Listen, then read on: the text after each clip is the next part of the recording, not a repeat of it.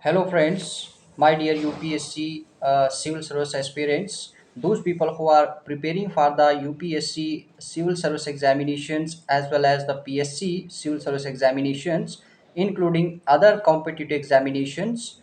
For those peoples, I am discussing here the lectures on the topic of state legislatures, which is topic based on the Indian polity components. Most important components, 8 to 10 or 12 question can be asked in the preliminary examinations, and you all aspirants should have a brief and factual and analytical informations in your mind. Then you can given or click the appropriate answers in the preliminary objective examinations, objective papers. So friends, also mains examinations you should have a analytical skills as well as including with the factual informations. You can write the best and appropriate answers according to the question asked by the Union Public Service Commissions as well as the Public Service Commissions. So friends, before start the lectures, I request to all of you, please subscribe, like and share the channels and videos to disseminate the entire aspirants, particularly who are preparing for the civil service examinations. So please subscribe, like and share the channels. So friends, how the state legislature works in the state government. So state legislatures is similarly work as the parliament government are functioning or exercising his powers and works in the parliament house. There are the two types of houses, that is the Lok Sabha and the Rajya Sabha. The similar conditions are prevail in some states of in our country, not the entire states. There are the five states where the dual process bicameral houses are prevailing, and the functioning of the government according to the houses, and the bills are money are as well as the ordinary bills can be passed from both the houses and then makes a law for the governing of the state. So friends, state legislatures occupies a preeminent and central position in the political system of a state. Article, what Constitution said about the state legislatures? Article 162, Article 168 to Article 212, यानी article 168 से लेके 212 article तक और part 6 of the constitution जो है वो deal करता है with the organizations, composition, duration, officers, procedures, privileges, powers, and so on of the state legislature. Though these are similar to that of parliament, there are some differences as well. So, organizations of the state legislatures, what the, there is no uniformity in the organization of state legislatures. Most of the states have an unicameral system, while others have a bicameral system. Most of the states, there are the 28 state and 8 union territory, 27 8 state and 8 union territory in our country. But before 2019, as you know about the 29 states prevailing in our country, but one state are bifurcated in two parts and make in the system of the convert in the union territory. That's why at present we have 28 states and 8 union territory. So only the 5 states have a bicameral housing systems, and other 23 states are the unicameral systems. So, which the 5 states? The five first is Uttar Pradesh, bicameral system, both houses. There is the Legislative Assembly and the Legislative Council, Vidhan Sabha, we can say, and the Vidhan Parishad. So Uttar Pradesh, Bihar, Maharashtra, Karnataka, and the new states created in 2011 to, from Telangana, Andhra Pradesh, that is the Telangana, and Telangana is also in the system of bicameral houses. So friends, ये 23 states जो हैं ये unicameral system में हैं और only 5 state जो है वो बाई कैमरल सिस्टम में है। बाई कैमरल सिस्टम में हमारा जो स्टेट लेजिस्लेटिव वो कंसिस्ट ऑफ द गवर्नर होता है और legislative council and legislative assemblies होती हैं, और ये लेजिस्लेटिव काउंसिल जो है इसको हम विधान परिषद कहते हैं, जिसको हम अपर हाउस भी कहते हैं, सेकंड चैम्बर भी कहते हैं, या फिर हाउस ऑफ एल्डर्स भी कहते हैं। वाइल लेजिस्लेटिव असेंबली को हम जो है लेजिस्लेटिव असेंबली को हम विधानसभा कहते हैं, और ये lower house of the state legislature होता है, जिसको हम फर्स्ट चैम्बर भी कहते हैं, या फिर पॉपुलर हाउस या पीपल ऑफ द हाउस भी कहते हैं। कॉन्स्टिट्यूशन प्रोवाइड्स करता है एबोलिशन करने के लिए या क्रिएशन के लिए कि legislative council in the state की बनाई जाए, ये कॉन्स्टिट्यूशन ही अलो करता है।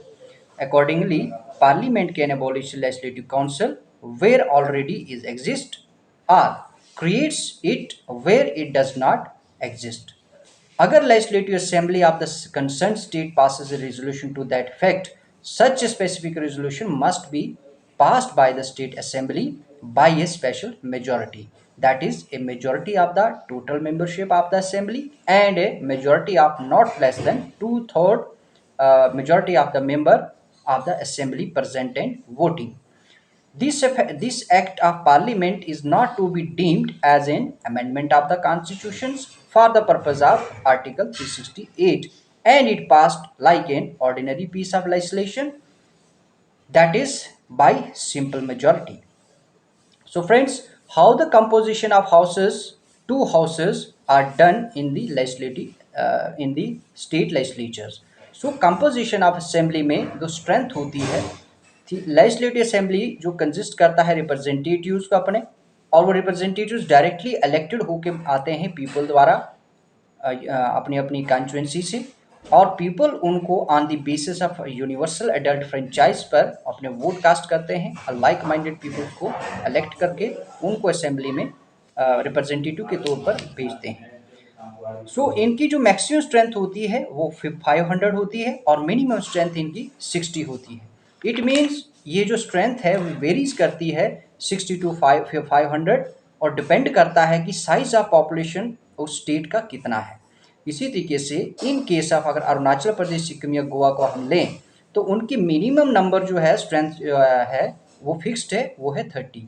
और अगर इन केस अगर हम मिजोरम या फिर नागालैंड को लें, उनकी मिनिमम स्ट्रेंथ मिजोरम की 40 है और नागालैंड की 46 है लेजिस्लेटिव असेंबली में। सिक्किम और नागालैंड जो हैं वो डायरेक्टली इलेक्टेड नहीं होते हैं, और वो इलेक्टेड होते हैं इनडायरेक्टली। नॉमिनेटेड मेंबर्स कुछ होते हैं जो गवर्नर ही नॉमिनेट करते हैं, और सिर्फ एक ही मेंबर नॉमिनेट किया जाता है लेजिस्लेटिव असेंबली में, जो एंग्लो इंडियन कम्युनिटी से बिलोंग करता है। अगर if the community is not adequately represented in the assembly, originally this provision जो था ये ऑपरेट किया गया था सिर्फ 10 साल के लिए, दैट इज अप टू 1960 तक, बट ड्यूरेशन जैसे इसका बढ़ता गया तो इसको एक्सटेंशन मिलती गई 10-10 साल की, और अभी इसका जो 79th अमेंडमेंट जब हुआ था 1999 में, तो this is last up to until 2010 तक रहा, और ये फिर 2010 के बाद अमेंडमेंट हुआ अप टू 2020, और फिर ये आगे 2030 तक अमेंडमेंट चलता आ रहा है। 10 ईयर्स की एक्सटेंशन दी जा रही है। टेरिटोरियल कॉन्स्टिट्यूंसीज कैसे बनती हैं?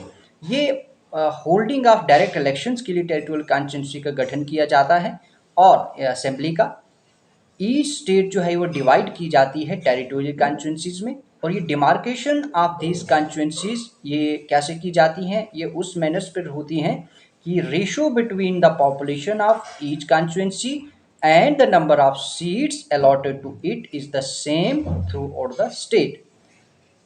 कॉन्स्टिट्यूशन जो है वो इंश्योर्स करता है कि यहाँ पर uniformity of representation between different constituencies in the state होनी चाहिए। और ये एक्सप्रेशन पॉपुलेशंस का मतलब होता है कि population as ascertained at the last preceding census of which the relevant figures have been published. So friends, उसके बाद रीएडजस्टमेंट किया जाता है, जो यहाँ पर लैकनेस रहती हैं। जब सेंसस होता है उसके बाद इसकी रीएडजस्टमेंट की जाती है, और उस रीएडजस्टमेंट में की जाती है कि टोटल नंबर ऑफ सीट जो होती हैं असेंबली की हर स्टेट में उनकी रीएडजस्टमेंट की जाती है, या फिर डिवीजन ऑफ ईच स्टेट जो है इनटू टेरिटोरियल कॉन्स्टिट्यूंसीज में किया जाता है। पार्लियामेंट एम्पावर्ड होता है determine the authority and the manner in which it is to be made. Accordingly, Parliament has enacted the delimitation commissions act. और ये कब बना था डिलिमिटेशन एक्ट? सबसे पहले 1952 में, उसके बाद 1962, उसके बाद 1972, उसके बाद 2002 में, और ये फ्रीज किया गया था अप टू 2026 तक। जो है डिलिमिटेशन प्रोसेस को 2026 ऑनवर्ड ये डिलिमिटेशन प्रोसेस फिर से इम्प्लीमेंट, फिर से जो है कंटिन्यू होगा। 42nd अमेंडमेंट एक्ट 1976 में जब लाया गया, had frozen total number of seats in the assembly of each states। इसमें ये फ्रोजन किया गया था, फ्रीज की गई थी total number of seats in the east, seats in the assembly of each state, और division of such state into territorial constituencies till the year 2000 at the 1971 level.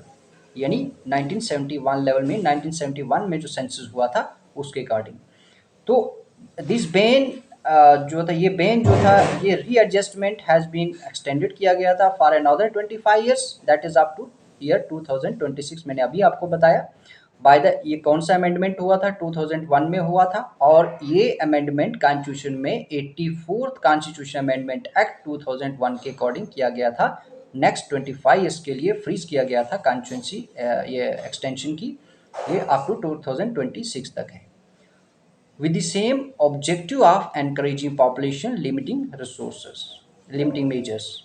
तो 84th जो अमेंडमेंट एक्ट 2001 में लाया गया, वो एम्पावर्ड करता है government को to undertake readjustment and rationalisation of territorial constituencies in the state on the basis of the population figures 1991 census. Later में हुआ 87th अमेंडमेंट एक्ट 2003 में जब आया, तो उसने प्रोवाइड किया delimitation of constituencies on the basis of 2001 census, not on the basis of census 1991। However, this can be done without altering the total number of seats in the assembly of each state।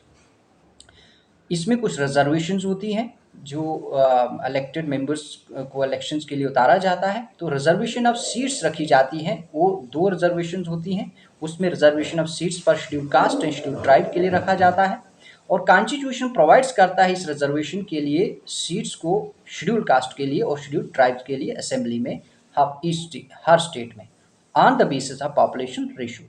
तो originally reservation was to operate, जो किया गया था originally में, ये 10 years के लिए किया गया था अप टू 1960 तक। बट इसका ड्यूरेशन आस्ता आस्ता एक्सटेंशन मिलती गई continuously since then by 10 years each time. Now under the 79 जब अमेंडमेंट एक्ट फिर 19 में लाया, 1999 में लाया, तो ये रिजर्वेशन अप टू 2010 तक थी। 2010 ऑनवर्ड इसको फिर अमेंड किया, 2020 उसका अमेंड फिर आगे 2030 तक रखा गया। कंपोजिशन ऑफ काउंसिल्स, जो स्ट्रेंथ होती है काउंसिल यानी लेजिस्लेटिव काउंसिल की, तो ये unlike the member of the legislative assembly होते हैं। Members of the legislative council जो हैं वो इनडायरेक्टली इलेक्टेड होते हैं, और maximum strength of the council fixed होती है, वो 1/3 of the total strength of the assembly होती है। और मिनिमम स्ट्रेंथ जो है वो फिक्स्ड होती है, और वो कितनी होती है? Minimum strength 40। इट मीन्स कि साइज ऑफ द काउंसिल जो है वो डिपेंड करता है size of the assembly of the concern state. I again repeat it कि साइज ऑफ द काउंसिल जो है वो डिपेंड करता है size of the assembly of the concerned state। This is done to ensure the predominance of the directly elected houses, यानी assembly में जो directly houses में डायरेक्ट इलेक्ट होके आते हैं, उनका डोमिनेंस ये इंश्योर करता है in the legislative failure of the state. Though the constitution has fixed the minimum and maximum limits, the actual strength of the council is fixed by the parliament। ये parliament fix करता है, ना कि council. अब manner of election जो कुछ होते हैं यहाँ पर, वो कैसे होते हैं लेजिस्लेटिव काउंसिल के? इसमें total number of members of legislative council जो होते हैं, उनमें डिफरेंट कुछ ऐसे भी जो मेंबर्स होते हैं। फर्स्ट है 1/3 जो इलेक्ट होते हैं, 1/3 are elected by the members of local bodies in the state like municipalities, district boards etcetera. Second point है कि 1/2 यानी 1/2 are elected by graduates of 3 years standing and residing within the state, standing and residing within the state. 1/12 third point है 1/12 जो है वो elected होते हैं by teachers community से of 3 years training in the state, not lower in standard than secondary school. Secondary school के level से उनका स्टैंडर्ड लो नहीं होना चाहिए और वो 3 साल तक ट्रेनिंग होने चाहिए स्टेट में और वो टीचर कम्युनिटी से बिलोंग होने चाहिए। 1/12 उनमें से इलेक्ट किए जाते हैं। फोर्थ पॉइंट है 1/3 जो मेंबर्स हैं वो इलेक्टेड होते हैं legislative assembly of the state from among उन पर्सन के बीच में से। लेजिस्लेटिव असेंबली में जो लोग होते हैं 1/3 उनमें से कुछ इलेक्टेड किए जाते हैं। वो कौन से होते हैं? Who are not members of the assembly, जो असेंबली के मेंबर्स नहीं होते हैं। और फिफ्थ पॉइंट है the remainder are nominated by the governor from amongst those person who have a special knowledge for what about special knowledge और practical experience. किस में? लिटरेचर में, साइंस एंड आर्ट में, कोऑपरेटिव मूवमेंट में या फिर social services में। इसी तरीके से 5/6 जो टोटल नंबर ऑफ मेंबर्स होते हैं लेजिस्लेटिव काउंसिल में वो इनडायरेक्टली इलेक्टेड किए जाते हैं और 1/6 जो होते हैं वो नॉमिनेटेड किए जाते हैं गवर्नर द्वारा। जो मेंबर्स इलेक्ट होके आते हैं in accordings with the system of proportional representations with the system proportional representation by means of a single transferable vote, और ये बोनाफाइड्स या फिर proprietary of the governor's nomination in any case can not be challenged in the courts. ये scheme of composition of a legislative council की जो है ये let down की गई थी कॉन्स्टिट्यूशंस में, is tentative and not final. The parliament ये अथोराइज्ड होता है पार्लियामेंट कि इसको मॉडिफाई करना है या रिप्लेस करना है इस सेम प्रोसेस को। इसी तरीके से it has not enacted any such law so far. So friends, these are the composition of councils and strength and manner of elections of the members in the legislative council. So friends, the lecture is over and wish you very all the best. Please share, subscribe and like the channels, and meet with you again on tomorrow with the latest lectures, that is the durations of 2 houses. So friends, thank you so much and Jai Hind.